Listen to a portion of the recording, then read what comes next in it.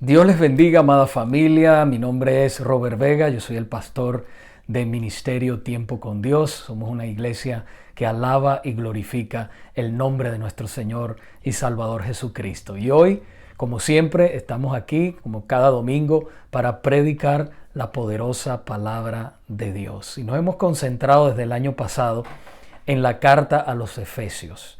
Hemos ido predicando toda la carta de Efesios y vamos en el capítulo 4, versículos del 31 al 32. Versículo 31 y 32. Una carta impresionante, una carta poderosísima que ha ido cambiando la vida, yo sé que de muchos, la vida mía también ha sido transformada. Y con eso quisiera decirles, hermanos y amigos, que para comenzar en este día, quiero decirles que siempre me paro aquí como uno más de ustedes, ¿verdad? Con debilidades, con pecados, con deseos de cambiar cada día más, pero con la responsabilidad delante de Dios de predicar su palabra. Todo lo que está, todo el consejo de Dios. Ese es el deseo mío. ¿Para qué? Para que cada uno de nosotros sea transformado cada día más a la imagen de nuestro Señor y Salvador Jesucristo. Alguien dijo una vez que un testimonio vivido vale más que 1000 palabras. Un testimonio de vida vale más que 1000 palabras. Y yo lo creo que es así. El testimonio es más importante. Muchas personas nunca van a leer una Biblia, tal vez, pero sí van a leer el testimonio de nuestras vidas. Y por eso es tan importante que seamos transformados por la palabra de Dios. Siempre hemos hecho hincapié en este ministerio de que leamos la palabra de Dios, que oremos y para que podamos ser transformados. Nuestras mentes, nuestros corazones son transformados a través de la palabra de Dios y el poder de su Santo Espíritu. Si ustedes bien recuerdan, la semana pasada hablamos en la carta de los Efesios, capítulo 4, del 29 al 30, y titulamos aquella prédica, ¡Ay, esta boca mía! No sé si muchos de ustedes se acuerdan, ¡Ay, esta boca mía! Y pudimos aprender que las malas palabras, las groserías, las palabras negativas no deben estar en el vocabulario de ningún cristiano. ¿Por qué? Porque somos hijos de Dios. Dios nos ha dado un corazón nuevo, un corazón transformado. Y así se llama la prédica de hoy. Un corazón nuevo. Un corazón nuevo. Vaya conmigo, por favor, a Efesios capítulo 4, versículos 31 y 32. Efesios capítulo 4, versículos 31 y 32. Y vamos a continuar hablando de cómo Dios nos transforma, cómo nosotros debemos conducirnos en este viaje, ¿verdad?, de la peregrinación que es la vida. ¿Cuál es la conducta que Dios espera de nosotros como cristianos? Efesios capítulo 4, versículos 31 y 32 dice así la poderosa palabra de Dios. Líbrense de toda amargura, furia, enojo, palabras ásperas, calumnias y toda clase de mala conducta. Por el contrario, sean amables unos con otros, sean de buen corazón y perdónense unos a otros, tal como Dios los ha perdonado a ustedes por medio de Cristo nuestro Señor. Bendito y alabado sea nuestro Señor. Vamos a orar para poner esta predicación en las manos del Señor. Por favor, allí donde está, incline su rostro y vamos a orar. Padre, te damos las gracias en este momento por la oportunidad que nos das una vez más de predicar esta preciosa palabra. Pedimos, Señor, que tú prepares la tierra de nuestros corazones para recibirla, para atesorarla, pero sobre todo, Señor, para ponerla en práctica, para hacer la luz y la sal de la tierra y poder, Señor, seguir adelante siendo tus manos, tus pies, tu boca, tus ojos en un mundo que te necesita tanto, Dios mío.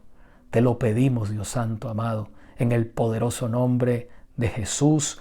Y la iglesia dice amén y amén.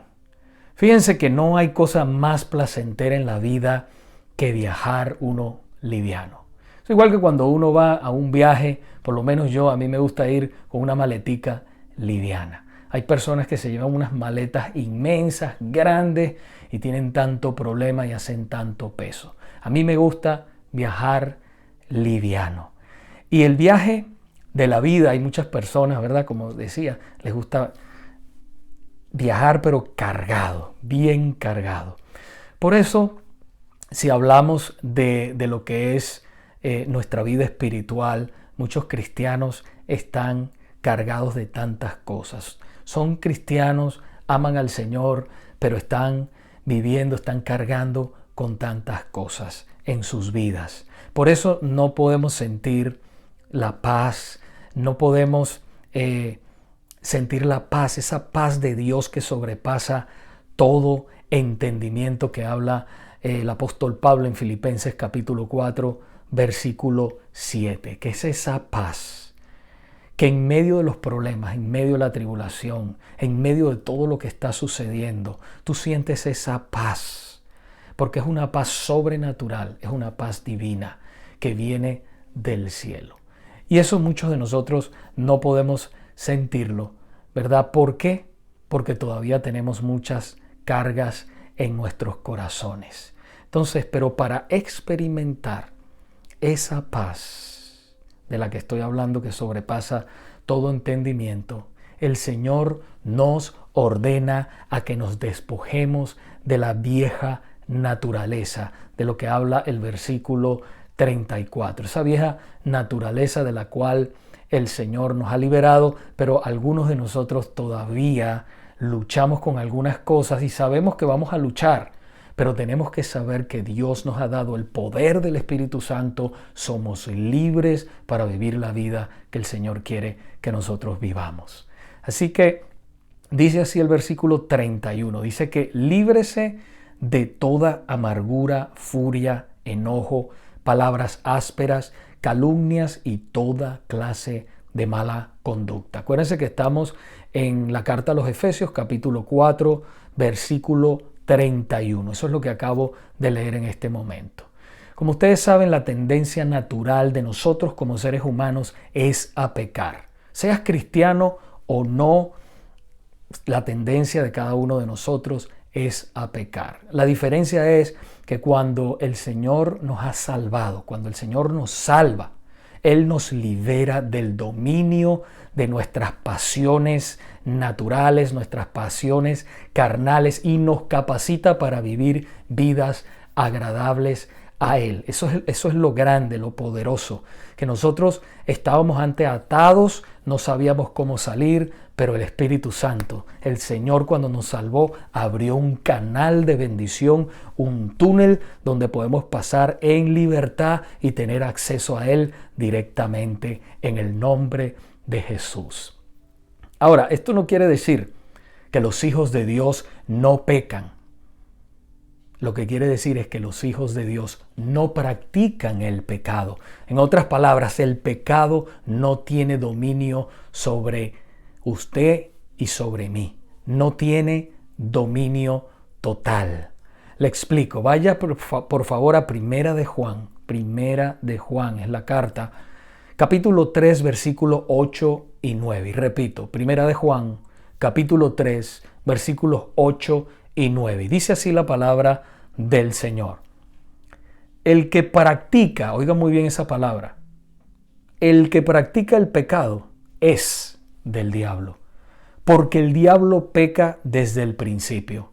Para esto apareció el Hijo de Dios, para deshacer las obras del diablo.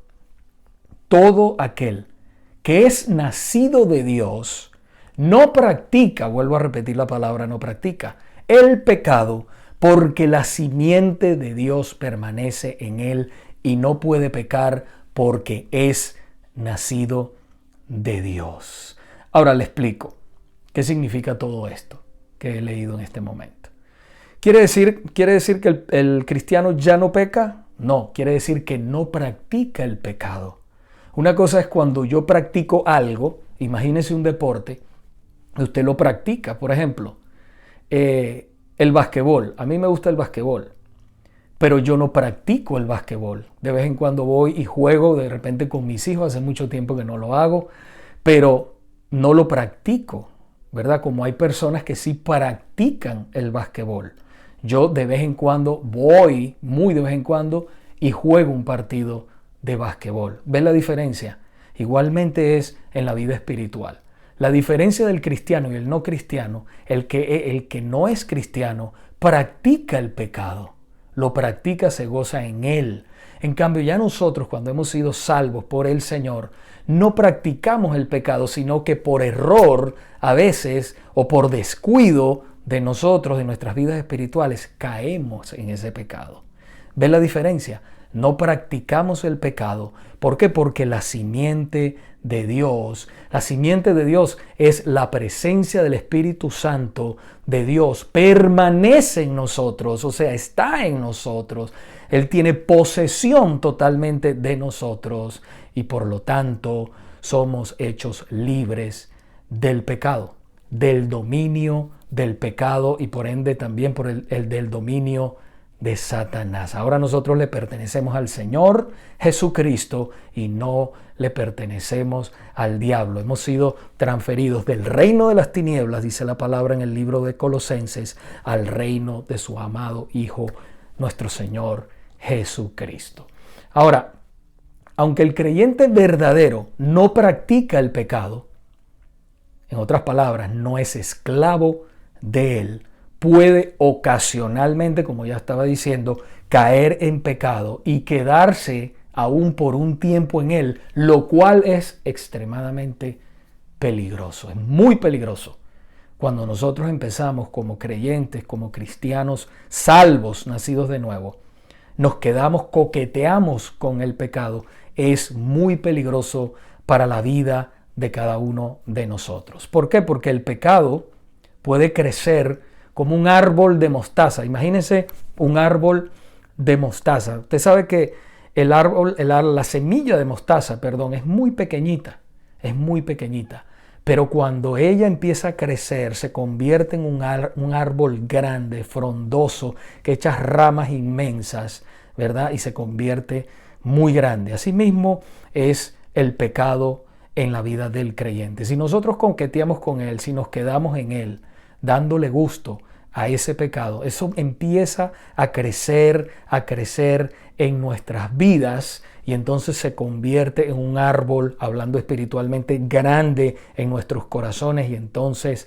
eso hace muchísimo daño a la vida del creyente y no solamente a tu vida, sino también a la vida de la gente que tú quieres, a tus seres queridos, a tu iglesia, a tus hermanos, a la comunidad, aún depende del pecado que sea, puedes también hacerle mucho daño a las personas también de tu comunidad. En otras palabras, lo que está en tu corazón, si lo dejas crecer, se manifestará en palabras también ásperas, en calumnias y en toda clase de malicia.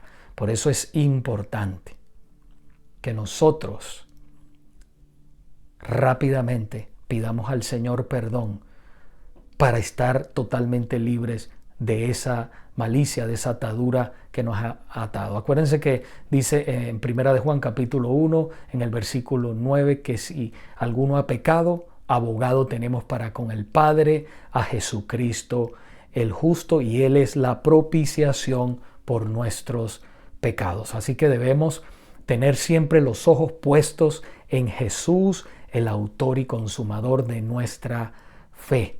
Así que debemos despojarnos de todo peso que nos asedia y poner los ojos en Jesús, el autor y consumador de nuestra fe. Eso está en Hebreos capítulo 12, versículos 1 y 2. En otras palabras, nosotros éramos, para explicarlo de esta manera, como un preso que estaba condenado de por vida, pero que ahora es dejado en libertad. Cristo pagó por nuestros delitos y pecados cuando Él fue a la cruz. Él pagó toda la deuda que nosotros teníamos, que le debíamos a Dios. En otras palabras, nuestro Señor Jesucristo satisfizo la demanda de justicia de Dios cuando Él fue a la cruz del Calvario y derramó esa sangre preciosa y que nos limpia de todo pecado. Lo que tenemos que hacer nosotros es ir en arrepentimiento y fe en nuestro Señor Jesucristo, y otra vez seremos restaurados, otra vez seremos alineados al deseo de Dios y vamos a seguir caminando en el Señor. Pero es lamentable, ¿verdad?, que en ocasiones, a veces hemos sido libres y todo eso, pero en ocasiones volvemos a la celda del pecado. Pero no tenemos que regresar ahí. Vuelvo y les repito, Cristo nos hizo libres y libres de verdad. Él dijo, si ustedes permanecen en mi palabra, oiga bien que dice, permanecen en mi palabra, serán verdaderamente mis discípulos y conocerán la verdad, y la verdad los hará libres. Él es la verdad, Jesucristo es la verdad, y cuando lo conocemos a Él somos verdaderamente libres. Juan capítulo 8, versículos 31 y 32. En otras palabras, entras a la celda, pero la puerta permanece abierta. Esa es la celda del pecado. Entramos ahí a veces, ¿verdad?, por error o por descuido, pero esa celda, la puerta de esa celda permanece abierta, pero puedes salir porque ya eres libre, ya no eres prisionero del pecado y tampoco eres prisionero de Satanás. Tú tienes un dueño y ese dueño se llama Jesucristo, tu Señor y tu Salvador. Bendito sea el nombre del Señor en este día.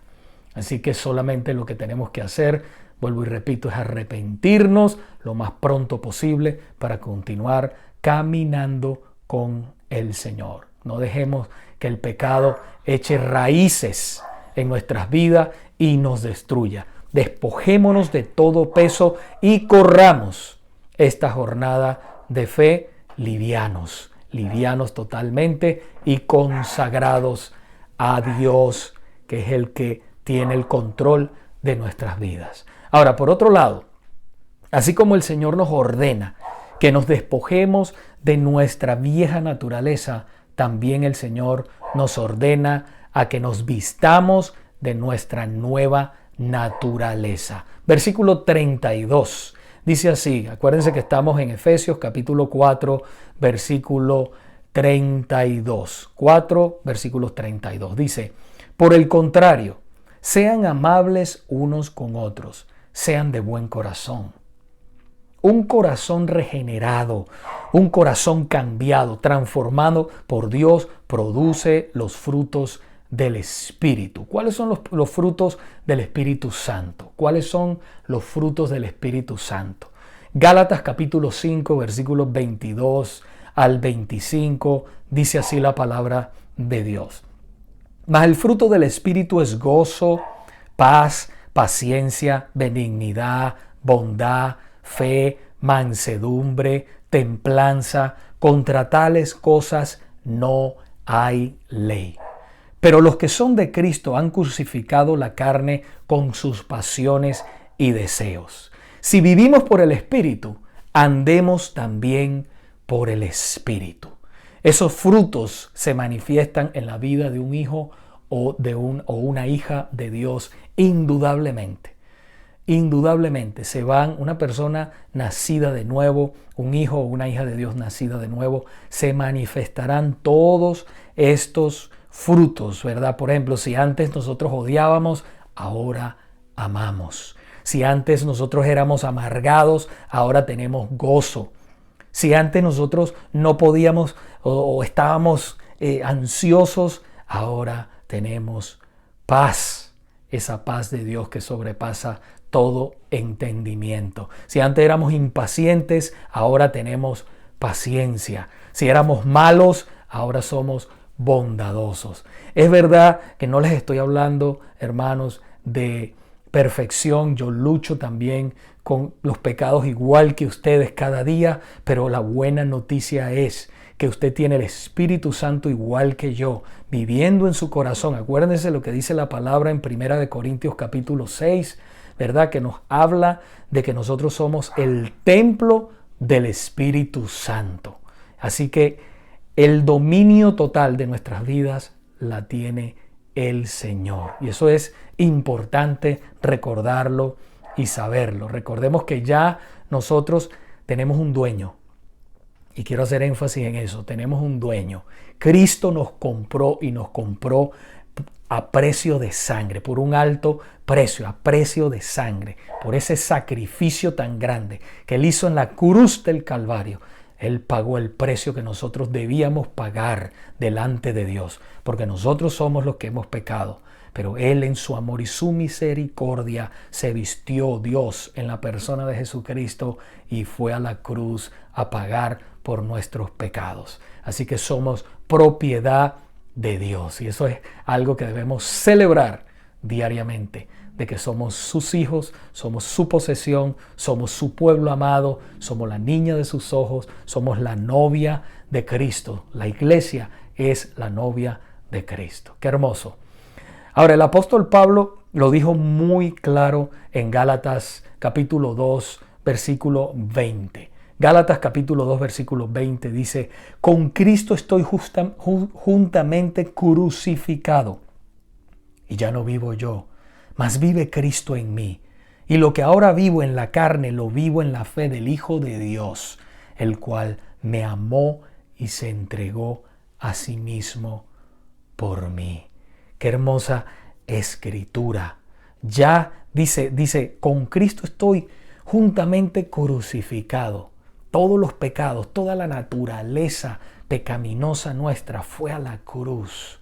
Fue clavada en esa cruz también cuando nacemos de nuevo. Cuando el Señor nos salva, Él nos transforma.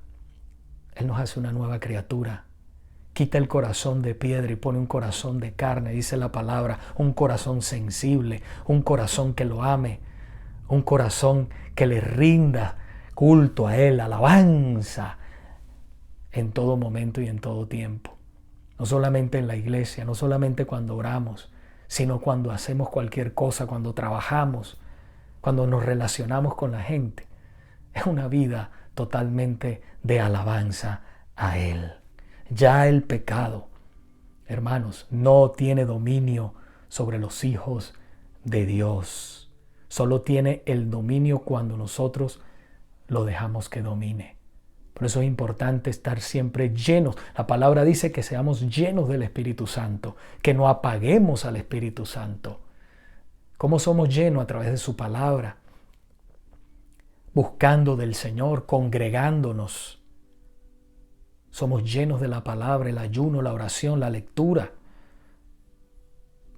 Somos llenos del Espíritu Santo de esa manera.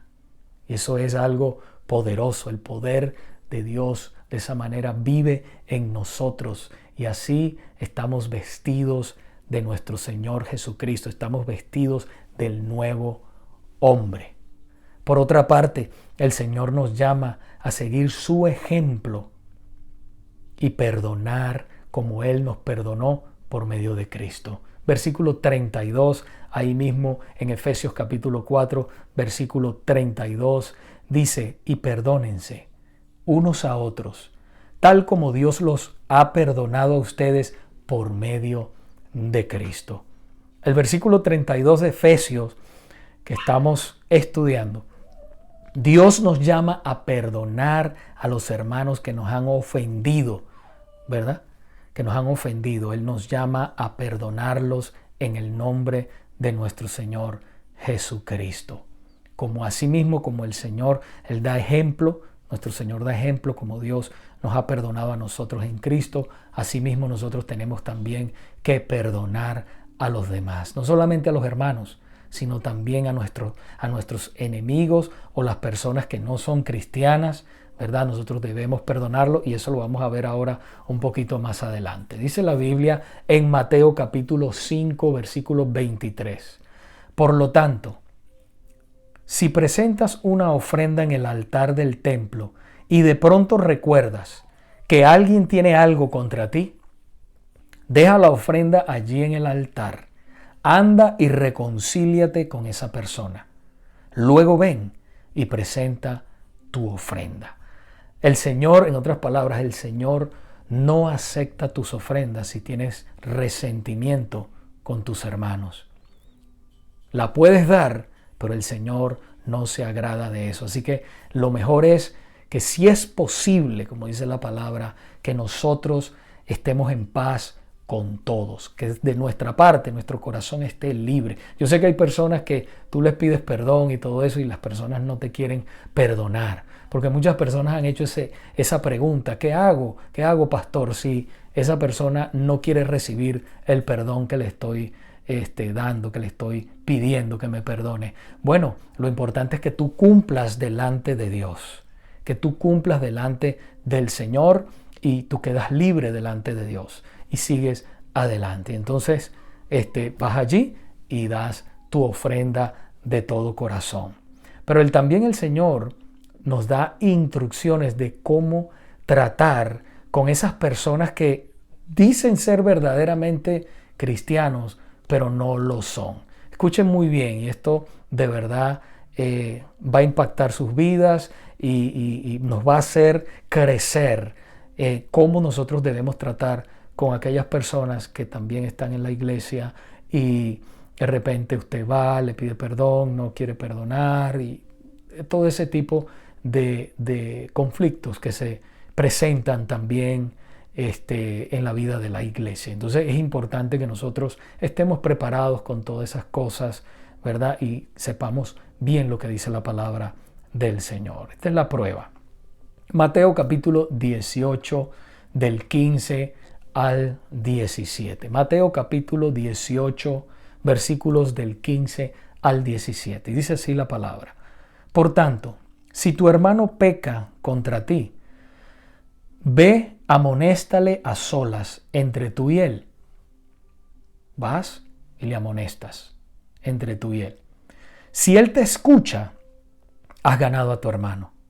Pero si no te escucha, toma aún contigo uno o dos, para que todo asunto conste según la boca de 2 o 3 testigos. Y si él no les hace caso a ellos, dilo a la iglesia. Y si no hace caso a la iglesia, tenlo por gentil o publicano. En otras palabras, tenlo como una persona que no es cristiana, que es un pagano. ¿Por qué? Porque no acepta el perdón. Y el Señor lo manda a él, tanto a ti como a él, como a mí, como a todos los que somos sus hijos, a perdonar. ¿Ok? A perdonar. Esto sucede en un contexto de iglesia. Estoy hablando en un contexto de iglesia. Pero ¿qué sucede con las personas que no son tus hermanos en Cristo? Esa es otra pregunta. ¿Qué sucede con esas personas? ¿Cómo nosotros tratamos? Fíjese que el no perdonar a las personas que nos han hecho daño, o que nos hacen daño, ¿verdad? En esta vida, nos encierra en una cárcel espiritual que se llama rencor. Eso es una cárcel espiritual y esa cárcel se llama rencor. El rencor nos lleva al odio y el odio destruirá tu vida y la vida de los que te rodean. Si tú dejas que esa raíz de amargura, de odio crezca, va a destruir también la vida, no solamente tu vida, tu relación con Dios y también tu relación con todos los que te rodean, tus seres queridos, tus hermanos, tu familia y todo. Así que necesitamos poder perdonar a esas personas para ser libre totalmente de eso y ponérselo al Señor para que sea el Señor el que sane la herida. No hay herida, no hay pasado, no hay dolor que el Señor no pueda sanar. Dios es todopoderoso. Cuando uno se entrega totalmente a Él, el Señor ese es el médico divino. Él puede meterse donde no se mete cualquier médico humano. Él puede meterse allí porque Él puede ver lo que está realmente en tu corazón y ver la herida profunda que tiene tu corazón y Él puede sanarla. Cuando tú confiesas totalmente ese pecado, el Señor te libera y te sana. Bendito y alabado sea el nombre del Señor en este día. Qué bueno es Dios, qué buena es la palabra del Señor, como nos transforma, nos limpia, nos cambia. De verdad que es un manantial de amor, un manantial que nos refresca y nos renueva tremendamente. Eso es la palabra del Señor. Ahora, Romanos, fíjense lo que dice Romanos capítulo 12, versículo del 19 al 21. Amados, no se vengan ustedes mismos, sino dejen lugar a la ira de Dios. Cuando alguien te hace tanto daño, nosotros debemos orar por esa persona. Y nosotros no debemos vengarnos nosotros mismos, sino nosotros debemos dejarle lugar a la ira de Dios. Porque está escrito, dice la palabra, mía es la venganza. Yo pagaré, dice el Señor. Más bien, mire lo que nos manda a hacer. Si tu enemigo tiene hambre, dale de comer. Si tiene sed, dale de beber. Pues haciendo esto, carbones encendidos amontonarás sobre su cabeza. No seas vencido de lo malo, sino vence al mal con el bien. Vence al mal con el bien. No sé si te ha pasado que hay personas en el trabajo, en cualquier parte, ¿verdad?, que te han hecho daño, pero sin embargo tú eres obediente a la palabra de Dios. Y en vez de ser vencido por lo malo, tú le demuestras a esa persona amor, tú le demuestras a esa persona respeto y esa persona queda totalmente desarmada, totalmente. Es increíble cuando obedecemos la palabra de Dios, como Dios se manifiesta en la vida aún de los incrédulos, de las personas que no creen en Dios. Se manifiesta y el favor de Dios estará sobre ti, sobre tu vida, obrando grandemente. Eso me recuerda a mí el testimonio de la hermana Corrie ten Boom. Corrie ten Boom fue una hermana que vivió en la época del Holocausto, cuando los nazis agarraron el poder y ellos mataron a más de 6 millones de judíos. Y entre todas estas personas, ella no era judía, pero ella ayudaba a los judíos. Ella ayudó a los judíos, los escondía, les daba alimento, los ayudaba a escapar de ese horror en el cual ellos estaban viviendo. Pero con el tiempo la descubrieron y la metieron presa en un campo de concentración. No solamente a ella, a su hermana, a su papá, a su familia, lo metieron en campos de concentración. Y ella vivió alrededor de unos 5 años horrores terribles. Su hermana la vio morir de hambre y de frío, vio cómo torturaban a la gente, pasaron humillaciones horribles, pero por un milagro el Señor le dio puertas abiertas y ella pudo salir de ese horror, de esa cárcel.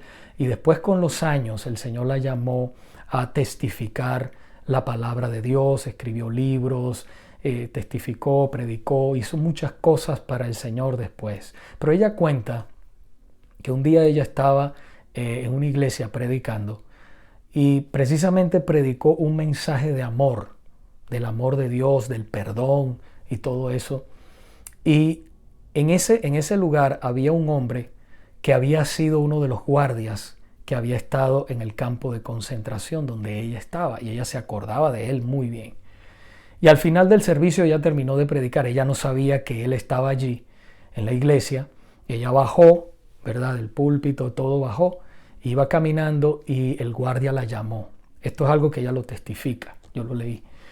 Y dice que cuando lo ve, ella se sorprende y él le dice: ¿usted no se acuerda de mí? Yo soy el guardia que estuvo en el campo de concentración donde usted estuvo y todo eso. Dice que a ella, le temblaron las piernas, se sintió mal totalmente, no sabía qué hacer, y el guardia le dijo: ahora yo soy cristiano, yo soy hermano y quiero pedirle perdón por todo el daño que le hice a usted y a su hermana. Yo quiero pedirle perdón. Y le extendió la mano así.